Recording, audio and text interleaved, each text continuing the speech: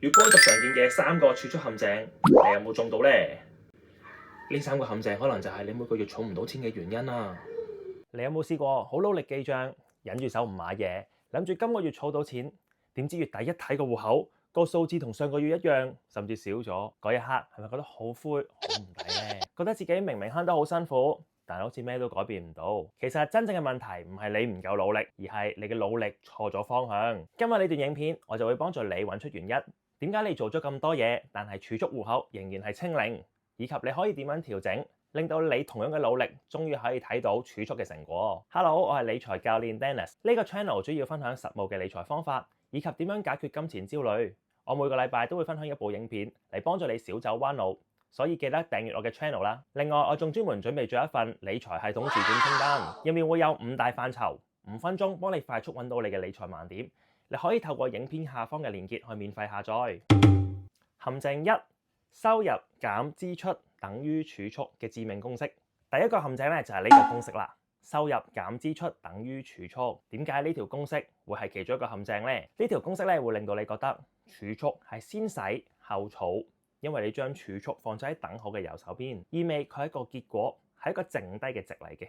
你冇好好認真對待佢，有好好，但係冇都冇計。人性就係咁，你永遠都會有辦法將錢使晒。所以呢個公式嘅結果永遠都係儲蓄等於零。而其實呢條公式嘅背後咧，仲有一個更加隱形嘅破壞力，就係令到你所有嘅錢咧都係同一個心理賬戶入面。你可以想象下，你嘅總資產就係一個大水缸，收入減支出等於儲蓄嘅話咧，你所有嘅生活開支、夢想基金、退休老本，甚至可能係下個月要交嘅租金咧，其實全部都喺同一個缸入面撈嘅喎。結果係點啊？每當你使錢嘅時候，你唔係喺你嘅娛樂預算入面拎，你係直接喺呢個總資產水缸入面筆。你買杯40蚊嘅咖啡，唔單止係使緊今日娛樂費嘅40蚊，你同時可能不知不覺咁樣筆走咗你未來旅行嘅40蚊，又或者係退休基金嘅40蚊。呢一種模糊性啊，會帶嚟持續嘅心理消耗同埋罪惡感。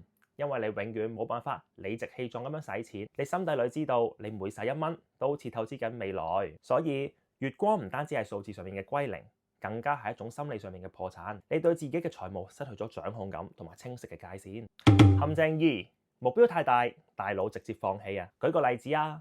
假如你設定一個非常之大嘅目標，例如月儲1萬蚊，呢一種過高嘅目標咧，你嘅大腦咧就會將佢識別為一個巨大嘅威脅同埋剝奪。掌管恐懼嘅杏仁核咧就會亮起紅燈，釋放壓力嘅荷爾蒙，佢會話俾你知太痛苦啦，有威脅，快啲走啊！於是負責 planning 同埋 discipline 嘅前額葉皮質咧就直接 offline 啦。個結果就係一係你好辛苦咁樣堅持幾日，然之後放棄；一係你連開始嘅勇氣都冇。呢一個就係目標恐懼症。而設定過大嘅目標，佢唔單止會觸發恐懼，更加重要嘅係佢違反咗大腦一個基本運作嘅原理——承諾同埋一致性。我哋嘅大腦啊，其實好想自己係一個言行一致嘅人，所以當你設定咗月儲1萬呢一個巨大嘅承諾時候咧，如果第一個禮拜就失敗，個大腦咧就要承受一個好大嘅認知失調。我明明話要做到，但係做唔到，我係一個冇用失敗嘅人啦。而為咗減輕呢種痛苦，大腦嘅解決方法咧就好簡單，直接放棄呢一個目標咯，甚至開始討厭儲錢呢件事。你唔再覺得自己係未做到，而係說服自己其實儲嚟都冇用啦。呢個就係點解好多人咧會由好積極去儲錢，變成躺平嘅月光族。簡單嚟講，你唔係輸俾懶惰，你係輸俾一個違反人性嘅目標設定。陷阱3：將記帳當成解決方案。我哋好多人咧都會用記帳 app 嘅，但係將記帳當成解決方案，就好似將體重磅當成減肥嘅計劃一樣。體重磅只會話俾你知肥咗，但係佢唔會令到你變瘦。同樣，記帳只可以話俾你知錢究竟使咗喺邊度，但係佢本身冇辦法阻止你使錢，亦都唔可以幫你自動儲蓄。佢記錄緊嘅係過去，但係佢唔改變未來。佢假設儲唔到錢嘅原因係唔知道，但係真正嘅原因其實係你知，但係做唔到。另外，你好仔細咁記低每一份使費，睇到 Excel 表井井有條，你就會覺得好掌握我自己嘅財政狀況㗎。而呢一種感覺好容易令到你跌入規劃謬誤，你會低估咗未來大額嘅開支，例如維修費、醫療費嘅可能性同埋金額，因為你會覺得我記帳記得咁好，我理財規劃一定冇問題啦。但係記帳其實並唔會增加你銀行戶口嘅餘額，虛假嘅掌控感反而會令到你對真實嘅風險毫無防備。咁以上3個陷阱係咪真係冇得救呢？絕對唔係。下面我會提出3個嘅解決方案，幫你直接對症下藥，重建一個做得到唔痛苦嘅儲錢系統。解方1：自動分流系統。頭先我哋提過，大部分人咧都係收入減支出等於儲蓄，但係真正嘅公式應該係收入減儲蓄等於支出。咩意思呢？就係喺你拎到錢嘅嗰一刻，第一件事咧唔係用咗佢，而係先將要儲嘅錢，好似交租咁樣，交咗俾未來嘅自己先，剩低嘅先係你今個月可以自由使嘅錢。咁樣你就唔需要擔心因為使多咗而儲唔到，因為你一開始已經準備好呢一筆。你可以設定幾個唔同嘅賬戶，例如玩樂賬戶、儲蓄賬戶、投資賬戶、生活賬戶等等。賬戶之間咧唔可以借嚟使，即係譬如玩樂賬戶唔夠，我攞儲蓄賬戶入面啲錢嚟使啦，係唔可以嘅。當中啦，儲蓄賬戶咧更加係完全唔可以喐，甚至係要好難先可以拎到出嚟嘅，逼到你咧真係每個月都係先儲而後使。同時佢可以幫你隔離唔同嘅金錢，因為當你所有錢都撈埋一齊嘅時候，每一次使錢都係一個複雜嘅決策，我使唔使好呢？會唔會影響我嘅儲蓄呢？而呢個分類嘅賬戶法咧，就可以將你每一個嘅複雜決策提前到出2日咧就一次過做完啦。之後你嘅玩樂賬戶啦，就係一個清晰嘅遊戲，入面嘅錢咧你就係零罪惡感咁都可以使晒，你唔需要再喺消費嘅時候糾結，決策疲勞大大降低。解方2 5% 啟動策略。將我1個月要儲1萬呢啲咁偉大嘅目標咧，拆解成每一個細到你覺得非常之可笑，覺得都太簡單啦啩。首先你要定義成功嘅標準先。我哋成功嘅標準唔係儲到1萬，而係開啟呢一個自動儲蓄系統。步驟2就係即刻計算你月收入嘅5%，甚至係3%或者係1%。個重點係呢一個數字係細到唔會影響你嘅生活品質，係你覺得冇 feel 嘅一個 percent。然之後打開你個銀行 app。就喺呢個 moment 暫停呢一部 video，設定每一個月嘅自動轉賬，金額就係嗰個5%，又或者係你覺得冇 feel 嘅 percentage。設定完之後再翻嚟，依家就俾30秒你，真係依家就去喺度等你。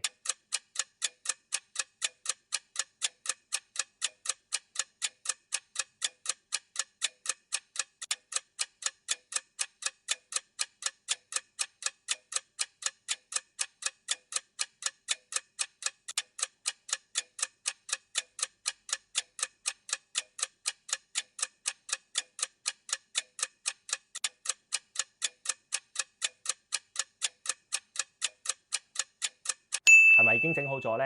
我會話俾你知點解由一個細微嘅金額開始係咁有效，因為我哋積累嘅唔係金額，而係更加寶貴嘅行動。當你設定一個細 percentage 嘅自動轉賬完成咗之後呢，我哋嘅大腦係會釋放少少嘅多巴胺，係講緊我做咗呢件事對我未來有用，真係好啊，成功啊！呢一種多巴胺呢係會強化你嘅頭腦神經，連續幾個月呢個自動化儲蓄嘅頭腦神經呢就會越嚟越粗壯，變成咗習慣。甚至有埋儲錢嘅 momentum，你唔再需要對抗恐懼，你甚至係訓練緊一個新嘅自動化本能。所以請你唔好睇小呢個咁細嘅數字，你儲緊嘅唔係錢，而係我做到呢個成功嘅經驗同埋神經連接，呢個先係你未來財務大廈最堅固嘅根基。我哋要做到嘅係先求有，再求好，先求喐，再求快。解方3，俾2個問題你計你使錢嘅理由。與其我哋記帳記低啲錢使咗去邊度，不如我哋問下自己，其實啲錢應該要去邊度？喺儲筆錢之前，問自己2個問題：我儲呢筆錢究竟係為咗逃離咩痛苦呢？係為咗月底唔使驚冇錢，